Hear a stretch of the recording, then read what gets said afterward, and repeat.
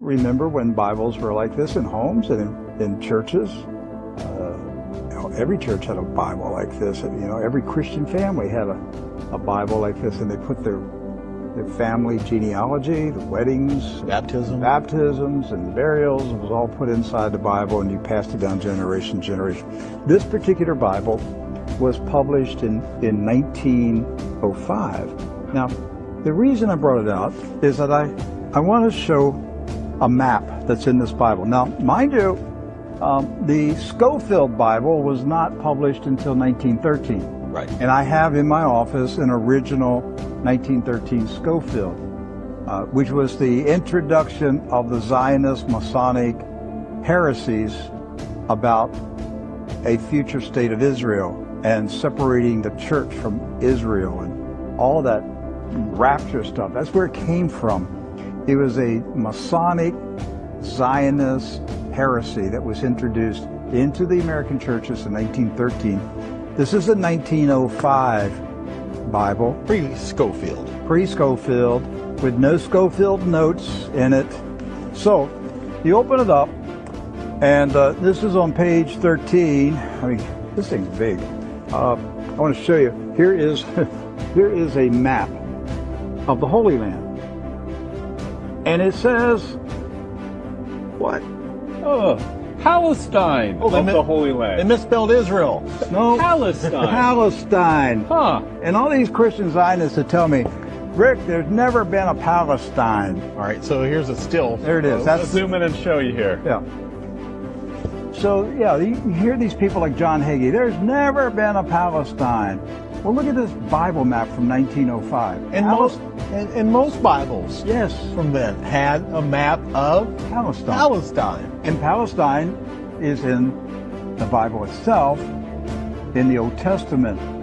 So we're showing you this just because I'm trying to break through the propaganda, the confusion, the lies that the Zionists have implanted in millions of minds of Christians in America, and told them there's never been a place called Palestine. But I have a map, Rick.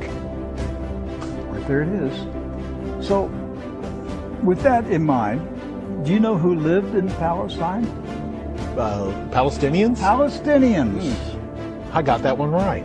Palestinians. And Palestinians were Jewish, Christian, and Muslim. Right. They weren't a particular faith. They were citizens of a particular country. Palestine.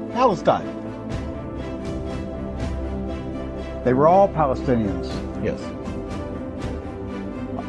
Jesus was a Palestinian. Look at this. Okay? So Israel has never meant a political country.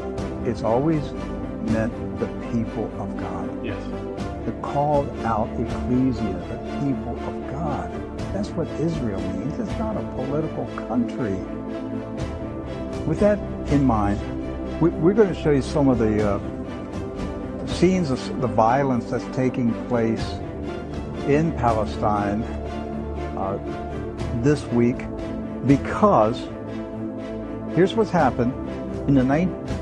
Following the 1917 Jewish Bolshevik Revolution in Russia, where the Jewish Bolsheviks went in and slaughtered the Romanov families in a satanic ritual, imposed communism on Russia, killed hundreds of thousands, literally millions of Christians, hundreds of thousands of Christian Orthodox pastors, and burned their churches, and just a horrible attack on the Russian church in 1917 and afterwards.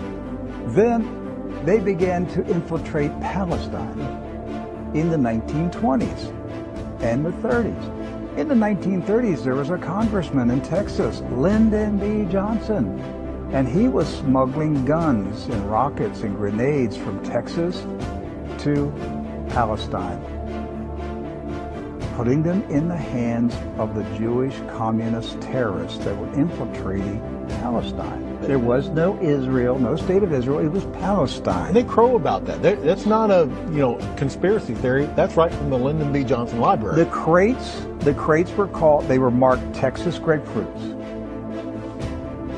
The grenades, they were shipped as Texas grapefruits. The same grapefruits that blew up the King David Hotel. So the 1920s, the 30s, and into the 40s, the European Ashkenazis invaded Palestine, infiltrated. The Arabs, Christian, Muslim, and Jewish, all Palestinians, were alarmed by the arrival of the communist Ashkenazis from Europe. The so-called Jewish settlers were they killed the Jewish residents of Palestine. Yes. You understand that? They killed the Jews who lived in Palestine. They killed Christians. They killed Muslims. They finally got enough critical mass that they had enough numbers that they took over Palestine and declared their independence in 1948. And Harry S. Truman, a 33rd degree Freemason, quickly recognized this new country as a real country. And that's how we got to 1948 and the State of Israel. There's never been peace in the Middle East since that day. That day is marked by all Palestinians as a day of disaster. Nakba. A day of disaster. The disaster continues to this day. The Ashkenazis invaders continue to take the land, the homes of the Palestinians who have resisted, refused to leave their houses, refused to leave their farms. It's not about Palestinians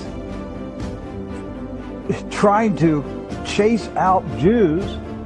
It's Jews who are trying to chase out Palestinians. And to this day, since 1948, they're still fighting them, trying to make them leave. Right. And these Palestinians have been